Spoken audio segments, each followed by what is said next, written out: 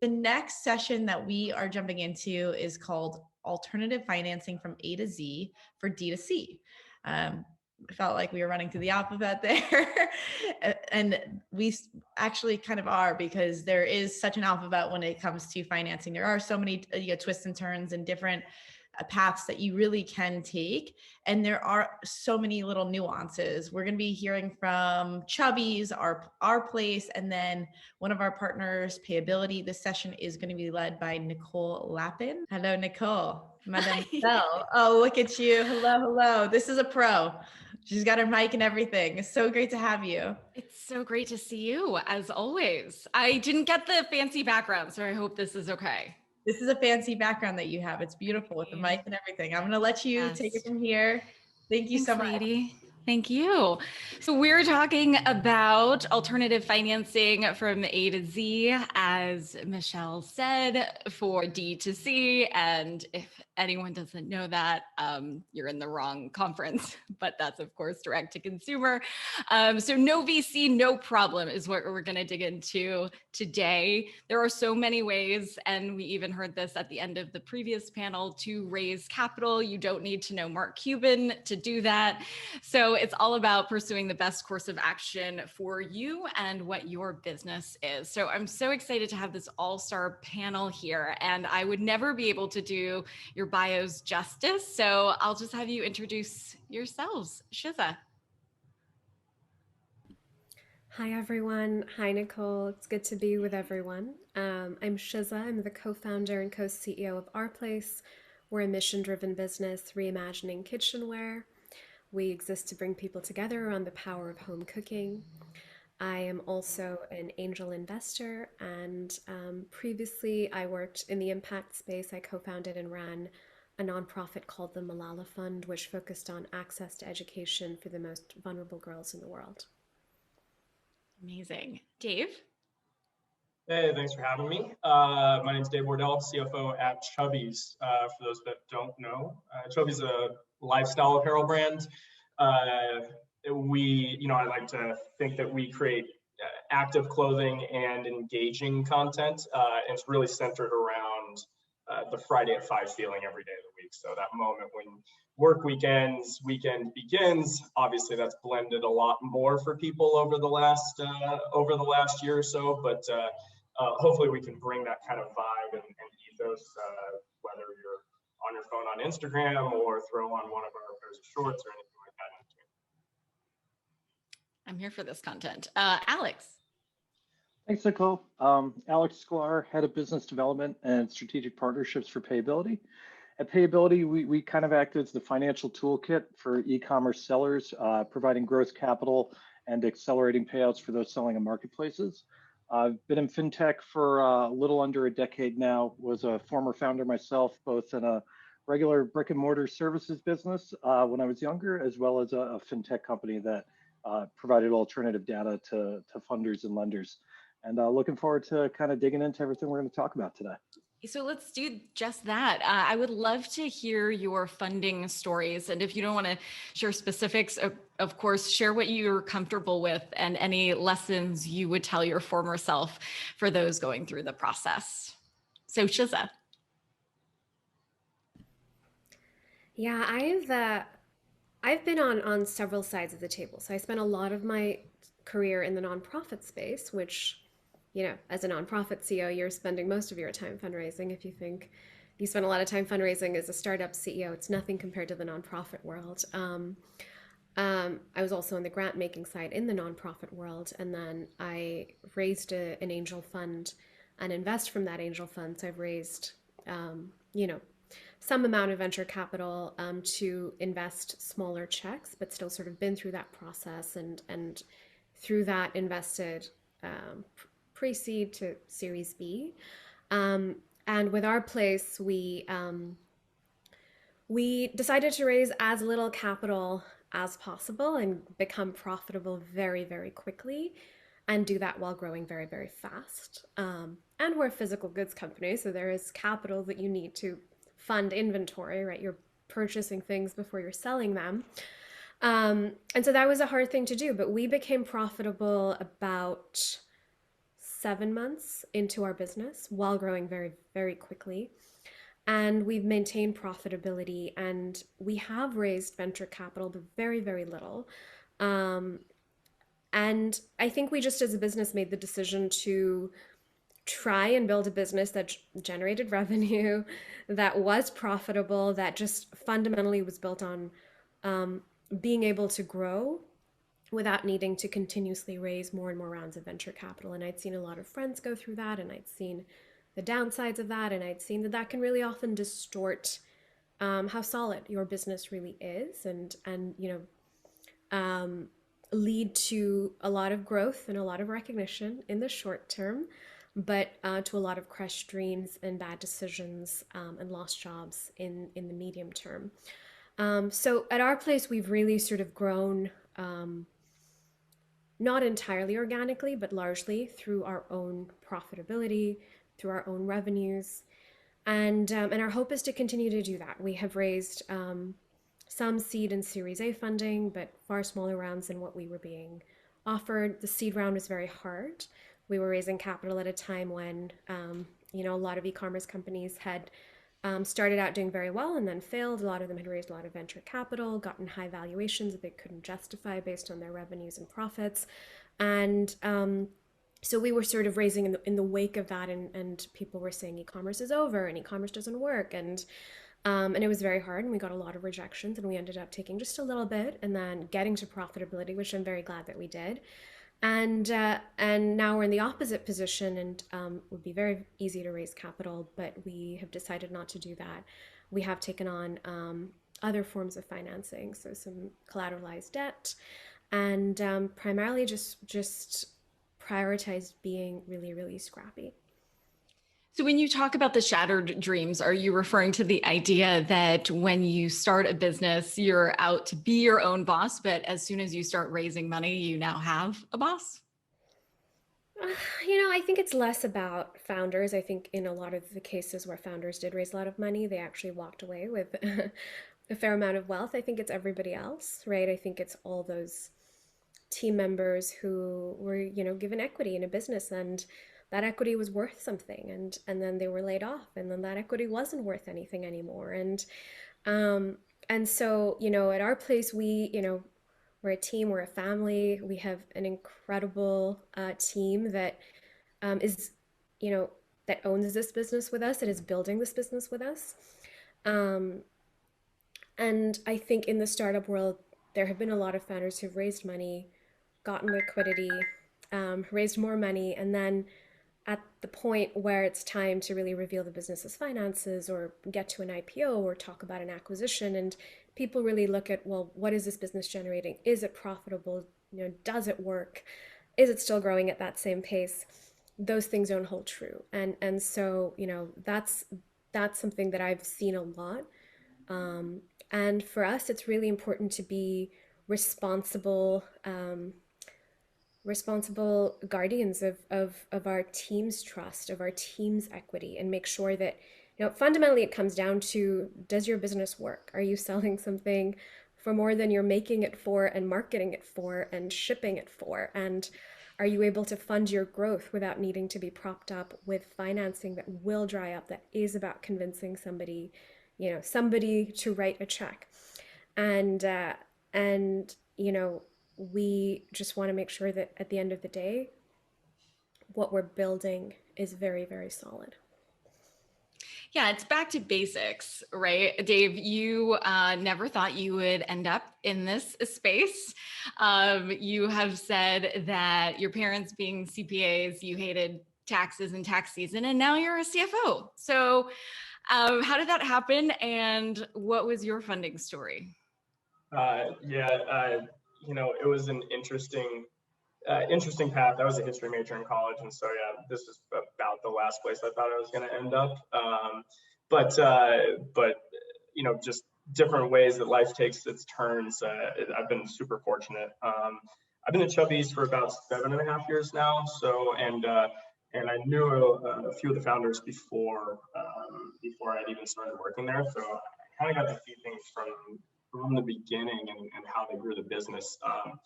we were founded back in 2011. So we were part of that first cohort that Shiza was talking about, the ones that spent too much money on acquiring customers and had too loose a customer economics.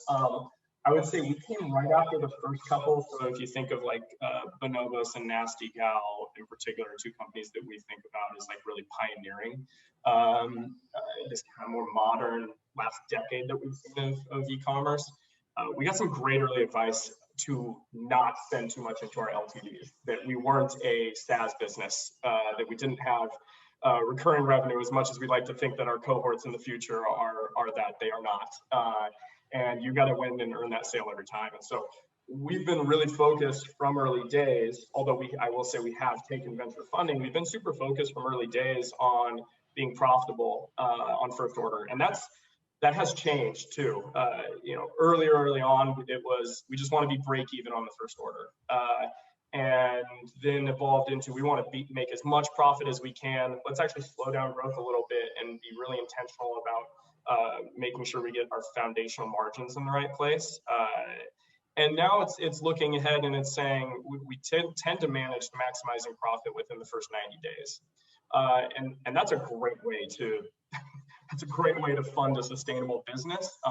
You're still having to buy inventory before that. And so over the years, we've explored a few different ways of doing that and making sure we have enough capital to grow. I would say most important thing, we tend not to hire ahead of the curve.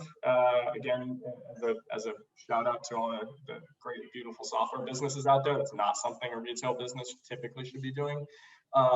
We've raised friends and family round small at the beginning. We had an SBA loan at that time as well, and that was a great bridge, kind of the next milestone. We didn't end up raising a venture round, a lot of operators in it, a lot of really good advisors.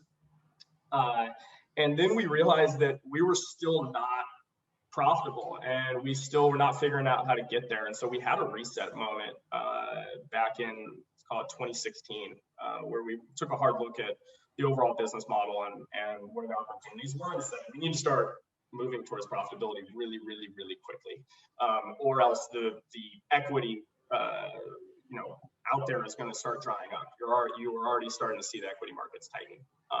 And so one thing that came with that is the venture debt that we had from a bank also dried up with that, because we are no longer targeting raising another round of equity. That's the entirety of how most venture debt raises or underwrites to your capital that they're extending to you is it's heavily leveraging venture capital firms and the work that they're doing, and them being your backer. And so all of a sudden we were staring down the road and saying, oh man, we don't what's the next step here? And so bridge funding from whether it's an SBA loan, whether it's convertible notes that we've used at moments. I think MCAs, like merchant cash advances, people like payability are really, really interesting that we didn't tap into at the time. But I think if I was to go back to that time, we would have taken a harder look at. And then, we actually finally identified an ABL, a line of credit, to where we were able to use our them to fund our inventory, to fund our receivables, and really take that next step. When looking back, it was a holistic process of getting the business right, and as well as finding the right funding mechanism for us. And those two things coalesced really once we got profitable and we had that line of credit in place. It's a company called Dwight Funding. I'm going to give them a quick shout out because they're my favorite vendor that I work with. And I think that's a rare thing to say about your lending partner. But it's been a pretty interesting process. I would say we've tried pretty much everything. The only thing that has worked sustainably was getting profitable, knowing our order economics, and getting the right line of credit in place to where we weren't overextended at any time. Well, yes, it is very rare to have a shout out be in some sort of bromance with your lending partner, but I'm here for that. And also, I'm really happy that you told us you were a history major, because I started out as a poetry major. So I think it's important to note that this stuff isn't rocket science. And for founders or entrepreneurs who are like, I just want to do the creative stuff, I don't want to do the math. Boo.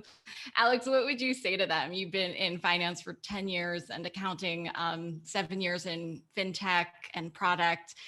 It's not really breaking news that you should be a profitable company. I'm first generation American. My immigrant parents didn't buy stuff unless they had cash. That was the economics lesson I got, which I rejected growing up until it kind of came full circle. And I was like, duh, that's actually really good basic advice. Yeah, and so I share even more in common with Dave. We were both former public accountants, and I too was a history major undergrad as well. So just a lot of funny similarities there. I think both Shiza and Dave really nailed a handful of points, which is, we work with companies all the time that are debating taking on VC, debating taking on debt. We happen to be a non-debt product, similar to as Dave was saying, and what we see a lot of times is, in financing, every company is different, and everyone has to actually, as everyone was saying, you have to know your numbers. And anytime you're going to leverage outside capital, whether it's VC funding, whether it's venture debt, whether it's a cash advance, loan, line of credit, you name it, you need to know if you're going to be able to put that money to work. Like anytime there's a fee associated with capital. And, a lot of times people think that when they look at a VC, there's no fee associated, and that fee is the equity. And, as Shiza was saying, like, if you're trying to build a company where you care about your employees, the more equity you take on, the more it's going to get diluted. And those original stock options that people kind of came on when they first came in aren't going to be worth as much. And are you actually affecting their downstream salaries and things like that? And so every time you take in outside capital, how are you actually going to put it to work? Are you going to use it to purchase inventory? Are you going to use it to ramp up the acquisition side? Are you using it because you're trying to build a product that won't be profitable for a couple of years and you need to actually have, the people, labor, and the overhead to be able to support that? And so what we see is a lot of companies, that we work with, they're looking at VCs, they're looking to take it to the next level, and they want to look more attractive, oftentimes before they can get that larger line of credit from, an established traditional bank that's going to have that like really low sub 5% APR. They're looking at getting the best valuation from the VCs when they see them. So they want to ramp up their channels. But all those companies still need to understand, if I have to pay back even 1 cent more than the dollar that I'm taking, do I have the margins to actually do it? Do I know how to effectively use it? And so that's where we see, in general, some confusion. People get excited when they hear dollar amounts, whether it's valuation, whether it's VC funding, or whether it's debt. People just see that dollar and they see maybe there's 5, 6, 7, 8 zeros behind it. And that becomes the win more than what they're going to do to actually 10x or 5x or 20x, depending on their model, how they're actually going to grow their business. And that is something that I think a lot of people need to take a hard look at. Raising the money isn't the win. Growing the sustainable business or growing the business is the win. Getting that big loan or getting that best rate, that's not the win. How you're going to use it to grow the business and add employees and add product, that's actually the win. And so that's usually what we see a lot, and those are a lot of the conversations I've had with businesses, all shapes and sizes. I've always been stumped by that. Shiza, what do you think the fascination or obsession is with this like big dollar amount that you raised? And that's like so exciting to founders. I mean, money's nice, You can spend it on nice offices on Melrose and in Soho and, all the press outlets.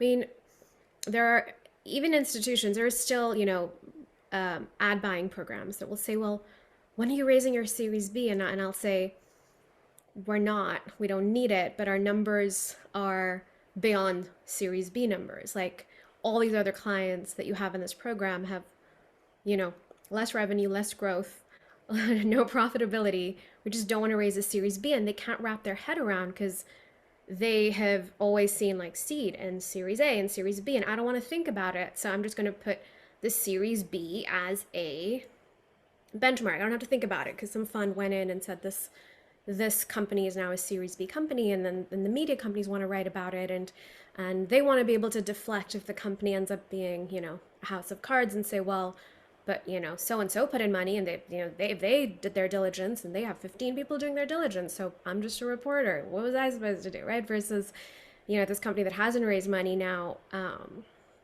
it's on you. Did you do the diligence? Who can you deflect it to? And so there's a lot of industries that benefit off this myth, and there's founders who benefit off this myth. Let's be clear, a lot of founders raise money and taken a lot of capital off the table, right? Adam from WeWork is a billionaire, and all of everybody else got screwed over, right? And so there are people benefiting. There is a lot of glamour to it, and do not expect an equal system, right? I mean, I got denied a lot of capital when I was starting out, right?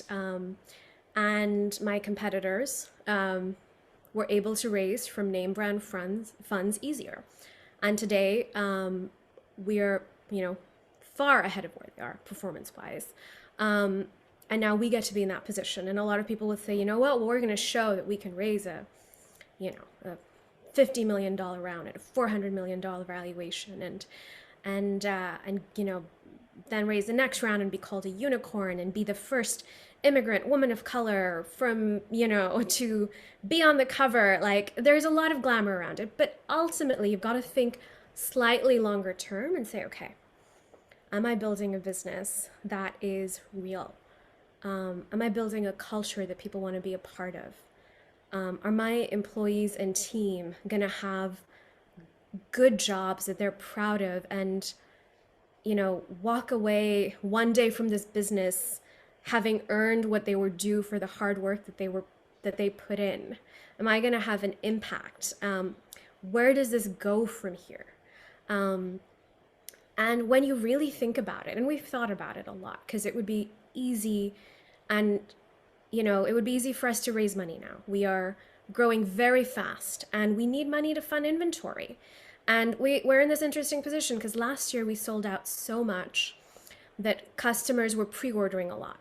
And so very often that meant they were giving us the capital to purchase the inventory to get to them. And customers were willing to keep doing that. And we said, as a business, we don't want that. We don't want a customer to have to wait. We want a customer to be able to buy and get it in time for their birthday, and get it in time for Mother's Day or Father's Day. So as quickly as we could, we ramped up our supply chain, made sure we had enough inventory, did everything we could. And all of that requires cash. And it's very tempting to say, you know what, let's just raise capital. And we get reached out to a lot. And it would make everything easier. And, we wouldn't have to tighten the belt in that same way and be as scrappy, and we could hire way more people. But long term, it's the wrong thing for the business. It will take control. It will dilute everybody. It will put pressure on us to grow in ways that we don't want to. And so that's what we always remind ourselves. And I think I completely understand, like, looking at those other founders, because I do that too sometimes, and saying, well, I want to, have those fancy retreats and that flashy office and, all the things that they're doing. But I really think once you think about the sustainability of it, you realize, okay, we're playing the long game here. And in the long run, we will come out on top. I love just getting back to that value system. It seems so obvious, and yet it's not as ubiquitous as one would think. When you then got to the place of being in the power position, which is like saying no to VCs, how did that make you feel? Were you like, well, I don't need you now, guys? Just a little. Tempted, right? Like, ooh, okay, like, this could make things easier, right? We have team members in LA, New York, and Philly, and we don't have to have just one office. We could have 3 offices, and we and I'm an immigrant, right? I am probably like your parents, do not like debt. Don't have to watch the cash as closely. Don't have to predict as tightly. We've had 1 year of data. What is Q4 going to look like this year? I can guess, but if I guess too high, I'm going to have inventory sitting in my warehouse, cash tied up. If I guess too low, we're going to be in pre-order again, which, I don't want my customers to have to wait and be upset. And, want their order by Christmas and, we're out of stock. And so I would have to think a lot less hard if I could just do it. But I think it's just about that discipline. And, I think similar to what your parents taught you, Nicole, that financial rigor. And this is not to say like you shouldn't raise capital. We have. We probably will again one day for the right reasons, but yeah, I think we just put way too much emphasis into raising venture specifically. Yeah, and I think you can't market your way out of a bad product, or at least I know this from the book world. In the beginning at the launch, you had a lot of buzz, and then all of that calms down, and then you want to see the sustainability, right? I don't think you can market your way out of fundraising either. At some point, the truth, Alex, is going to come out. So if you're running a bad business, like under the hood, peel back all the layers. What do you think about this valuation obsession? Well, I think it's we got to break down the types of businesses. So I think so much of the valuation craze came from this world of free products where they were gonna figure like in apps and different types of softwares where they were, all about growth and adoption, and then they would figure out how they would monetize it down the road. And so when you're not actually driving revenue and you're not a tangible good, and it's really just about how many users do you have on the platform, how many logins, how many clicks do you have, and you're looking at just basically marketing metrics and funnels about adoption with a hope to monetize down the road. The really only thing that kind of puts you on that leaderboard is how much money you've raised, because there's not a lot of other things to look at. There is how many app downloads did you get? How many current users do you have? What's your churn? But like the LTV and CAC is a little bit different if you're not actually charging for a product or you're looking to kind of monetize on the back through advertisements and things like that. And I think for this audience and this panel especially, we're talking about tangible goods where like you should know your margins, and you're always wanting to basically have better margins. And there are things outside of funding and outside of financing that people can do as well, negotiating with vendors, trying to push them to have more terms, showing that you're credit worthy of maybe having 60-day terms instead of 30-day terms, negotiating discounts if you can pay those terms faster, doing things like negative working capital, which has a negative connotation because everyone always wants positive working capital.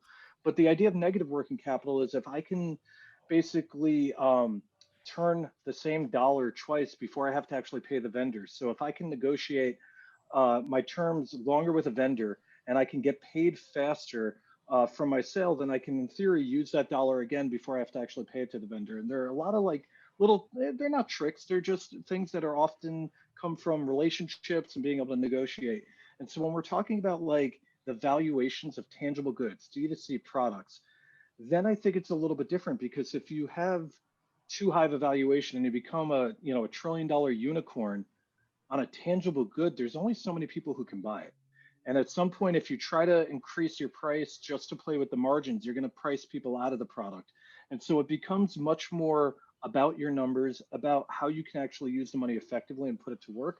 And I think kind of like that world of all the free apps coming out and everyone celebrating getting raises and, Y Combinator, and it's all good stuff, but it's not directly relatable to when you're actually building tangible products and you're putting them in the market and you have the operational logistics of inventory and actually having to get the product to people.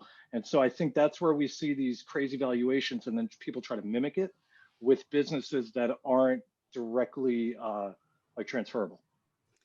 I think that's right. And I think that's an important point, to look at apps and tech companies that don't have physical products and consumer products as being a different business. Like if folks who are, running an app company and raising a bunch of money, like having a sweet ping pong table is not the same as like Shiza making pans. Like that is way more capital intensive and necessary. So Dave, have there been any hacks that you've experienced, like Alex was talking about, a la negotiating and other tricks and tactics? Yeah, I mean, absolutely. I think he hit it on the head. Cheapest cash you're going to get, like the cheapest capital you're going to get, is when you just borrow it from your vendors by getting extended terms. So most vendors, when you go overseas and you're a smaller business, and again, I'm using apparel and lifestyle good lens, so it can be different with different product categories, but you're going to be paying deposits up front, and that's going to be tough to get away from that. But the conversation from day one should be like, what goals, what do you need to see from us for us to be getting rid of the deposit? Then the next step is, what do you need to see from us to be paying 30 days instead of at shipment? What do you need to see from us to get that 30 days to 60 days, 60 days to 90 days? Like there is no more important operating that you can do, in my opinion, than that. And that's a really, really tight relationship between your finance and your sourcing team. Like, they need to be in lockstep, and that needs to be a shared goal between those two teams. The next cheapest cash is turning your inventory quickly. You can do that a few different ways, but especially if you are not a bulky good, and you have it's a decently, depending on how high your FOB is, if you're talking about like every single unit is $2 for you to make, then this may not work. But you should actually be exploring airing your goods constantly and turning them more quickly. You can create that negative working capital by getting extended terms, and then by airing your goods. You're going to shave off 30 days right there. And so all of a sudden, like, you can actually understand what your cost of capital is. If you look at your interest rate, and let's say early on, you're paying an expensive interest rate, you don't have an SBA loan, and you're with a non-bank lender and you're paying 15 to 20% interest rate, you're shaving that interest rate effectively down by 1/12, and paying out a lot less cash to do it. So those are some, I would say, like, those are some of the more practical operating things I think of. And then ultimately for me, and this is again for Chubbies, as we've been growing and we've gone through this and maybe every once in a while a little one of these, and then back to growth again, hopefully. I value flexibility and adaptability from our lending partners and our capital partners so much more than a cheap rate. I'll pay a significantly higher cost of capital to have flexibility, to not have super restrictive covenants, to have high advance rates against our inventory, which means if I'm carrying $100 million worth of inventory, and I can get advanced by our lender, instead of $50 million working with a big bank, I can get $75 million working with someone else, a non-bank lender, let's say, who's more aggressive. That's like a massive benefit for how to fund your business. And so there's the little, I would say, the little pieces of operating going into each of those structures that can make big difference in your capital position just every single day and every single month. That's a really great point. And I saw Michelle's pretty face like pop in. Does that mean we're done? She's like, wrap. I don't know what that means. I would like you to put your video on just for funsies and continue. Let me know what you guys want for time. No, apologies. That was a total mistake on my part. I got very enthusiastic and excited. And so I tried to just jump into the party. But my dear operator in the background shut me down. I texted her. I said, it's like a game of whack-a-mole because I keep trying to pop back up, but keep going. Go ahead. So sorry. Okay. It's a party. Yeah. And if anyone has questions, I love this whole chat that's going on. It's very active. So Shizzle, what would you say to your former self going through the process that you now know? Have patience, have confidence, be innovative, find ways to get this off the ground. And, if you have a really incredible product, people will support it. We've had customers who've waited 3 months for our product, and not a handful. And again, not something we ever engineered, not something we wanted, something we hope we're never in a position for again. But last year, coronavirus broke out, supply chains were disrupted, logistics providers were overwhelmed, shipping carriers were overwhelmed. So, combination of that, and 3 months later, when our customers received our products, they said it was worth the wait, right? And so, when you have an incredible business, yes, lenders and financiers are perhaps one of the ways you can get it off the ground, but also your community, and really building a community that may believe in you, that may invest in your idea, that may pre-order so that you're able to use that money to then create the product that they just ordered and ship it to them while you're a younger business. I think that the conversation around terms is a really good one. Yes, you do need some level of maturity, but also there are insurance programs that some providers have, and you can sometimes, pay for their insurance that would then cover them in the event that you were unable to pay later on, and so that has been something that we've really relied on. And I think it just comes down to definitely believe in yourself. Definitely don't feel like just because TechCrunch is announcing a new fundraise every day that all the other founders are getting funded and raising venture. Yes, other founders may be raising venture. Yes, you may have more going for you, better idea, more experience, more things done. But don't let that dissuade you, because if you get it off the ground, if you prove that, it's one thing to get somebody to invest in you and your idea, and there's a lot of bias that plays into that, right? We know that seed stage funding is particularly biased. But once it's about your product, once it's about product market fit, once it's about some traction in your business and your community, that starts to decrease. I won't say it goes away. And then there's a lot more pathways to your disposal. So just get it off the ground, believe in yourself, and excited to see what everyone continues to build and how they continue to grow. I love that. And Alex, what would you tell your former self coming up in this world? So the company I had founded was it was a SaaS business. I think I would told myself at the time, we were told by a lot of smart investors we were looking for a $2 million raise after our angel round, and we did take the advice of a couple of really smart investors who said we probably need 10 million to do it. So like we made a hard decision of we don't want to burn all the money on fire. We don't want to take a lot of money if we can't use it effectively. So I think I would, tell myself and tell others, like, there are a lot of smart people out there who are willing to give advice. And as entrepreneurs, we always need to be optimistic, but then there is being optimistic and then drinking your own Kool-Aid. And so, there's a lot of people out there, there's communities like this that are willing to give advice. There are things to read, but, as Shiza was saying, like, don't get sucked into the TechCrunch articles. Like, it happens to all of us. You read about things, you go, oh, I could do that. Or like our product is even better than that product.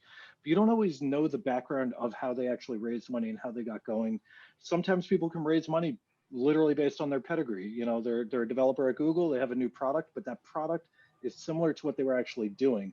It's not like they're jumping in to do something completely different. And that part of the story doesn't always get put into the main headline. That's usually digging in a little bit deeper, doing your research. So I would say always remain optimistic. I mean, entrepreneurs, if you don't think you can do it, who else would do it? Like that type of optimism is key, but keeping a level head, understanding that if someone wants to give you way more money than your business can really support, they may not have your best interests in mind. And there's definitely a lot of like strategic investments that are to essentially acquire your product. And if you're trying to build a lifestyle, not a lifestyle business, but if you're trying to build a sustainable business and you're trying to retain ownership of that business, know who you're going into business with when it comes on to, bringing on capital, because you're also going to be bringing on board seats and you're going to bring on, other investors in your business who may not have your same vision in line come 2-3 years down the road. It's also an important point too, because you're going to know those folks and they're going to be up in your business for a really long time. Dave, have you ever had somebody that you've come across that just didn't pass the smell test? I know you gave your special shout out, but was there somebody that you were like, this is icky? Like, what would you tell your former self? Yeah, Actually, yes. I'm not going to, I won't name a name on that. But you know, what you need to be wary of, especially as a young and growing business, as a brand, is anyone who might be overly willing to take it from a lending perspective, at least, I'll say it from that angle. You don't want to get into business with or partner with someone who's willing to take over your business. Someone who has an operator experience, and that might be part of their like overall thesis, is that they're gonna lend aggressively to 10 different brands and eventually might have to take over one or two of them. Uh, that's out there, and so you got to be careful. Like it's a fine balance. You know, you need to be shameless and ask for the moon, and know that if someone can't give it to you, they're just going to tell you no, and that's fine. But then at the same time, if someone is just coming out of the gates and offering you a more aggressive deal than you can find anywhere else in the landscape, be wary of that, because to Alex's point, they may not have your best interests. They have, you know, they're ultimately trying to make money for themselves. And like with a lender in particular, you need to be wary. You don't want someone who part of their value structure idea is a whole boatload of your equity. You know, a little bit aligns their incentives. So a little bit goes a long way. You want to make sure they're making money on lending you money, not making money on you, on your equity, or eventually potentially taking over your business. And so it's just like with anything, it's nuanced, and you got to strike a fine balance. Yes, amen. It's just as you're listening to that, you had mentioned that there was a delay in some of your product, and that consumers still love you because duh, why would they not? And they said it was worth the wait. What would you say to founders of consumer products businesses that are almost breathless and trying to get things out on time? You know, sometimes you have to just remind yourself too, of course, the work that everybody is doing is so important. And you know this from just the juxtaposition of the nonprofit and the social justice world. It's not like essential goods. You're not sending out masks and stuff. You're sending out things that can wait for a minute, and it's going to be okay. You would think. No, I was breathless. Our CX team, we have an incredible customer service team. Morgan leads it. She's phenomenal. Was one of the first people to join the team, and we were all breathless. We hated it. Like when it's your baby, when it's your business, and one customer is upset, even if it's unreasonable, even if you're like, it's a pan and it's not my fault, it's FedEx, and it's because they're shipping vaccines, which are more important than your pan. But even so, you're like, oh, I wish I could get this pan in my car and drive it to you, because you take it so personally and you care so deeply. And to be clear, our products were not delayed. Our products were sold out. And so we were very clear to saying you can pre-order, you'll get it in 3 months. We weren't like, you know, you bought a pan and then we kept delaying it. It was, you buy now, the fastest we can make this and get it to you is in 3 months. Yes, there might have been small delays within that sometimes because of logistic challenges on top of, you had, factory issues and supply chain issues because of coronavirus. You had issues with the ports, you had issues in the shipping carriers. So it was a difficult time last year. Everybody was experiencing it. But customers are used to the Amazon way, right? Like you order, you get it in 2 hours, and they don't always understand, and they don't always see it as non-essential. And so we just really invested in doing literally everything we could. We have an incredible customer service team. They will do anything they can to make it right, refunding an order, sending a replacement, being on the phone with people. And you just try really hard. And I think if customers know that you care, most of them will understand. But yeah, it's not easy. It's not easy for anyone who owns a business to see customers upset. And I think, very often customers don't know that it's true of me in the past. Like, you don't know that there's real people and real, feelings when you sort of send that angry email. So we just try and humanize it as much as possible and be as real as possible and explain, here's what's going on. Like, Yeah, some of it's really interesting. All these things we've learned about supply chain and logistics and ports, and sometimes we'll be like, hey, like, I know you've received 50 emails from 50 other brands just saying things like coronavirus related delays. We'll be like, here's what's going on. Like, the ship left the water, got to the port, there was congestion, like, we'll tell you, come along on this journey with us. And so I think just telling that story honestly and authentically and really caring a lot, and it's okay to be, you will be very stressed out, and that's okay. It means you care. If you're not stressed out, if you're sleeping easy, maybe you don't care enough. And then I think, lastly, we talked about bad investors really sort of being, a really bad thing for a business. And thankfully, we've never had to deal with that, although I have a lot of friends and people that I've known who have. So of course you want to vet for that. But I think the other thing to just remember is good investors do not make your business. Celebrities do not make your business. Like all these things that we think we have to get, that celebrity ambassador, if we could just get, that $1 million endorsement, if we could just get, that investor on the board that's on those other e-commerce boards. None of those things really make your business. They help, but often so much less than you would think. And so, if you're waiting for that one thing, that one external thing to get that, just don't over-index on that. Yeah, influencers less important than a strong P&L. And I think that it's easy to lose sight of that. So thank you guys so much for bringing it back to basics. Now, Michelle, I'm assuming you're popping on because we are donezo. Okay. That it's an inspiring session to say the least. I could have sat in here all day, and I actually wish I had been part of that conversation, because it was gripping and it was amazing. And speaking of value system, I can't tell you how many times I came up in the chat. So, and that's such an important theme and piece, and authenticity is such an important theme and piece. So thank you for hitting all those points. It's so important, especially as we're talking about financing and funding, to bring it back to the human element is crucial.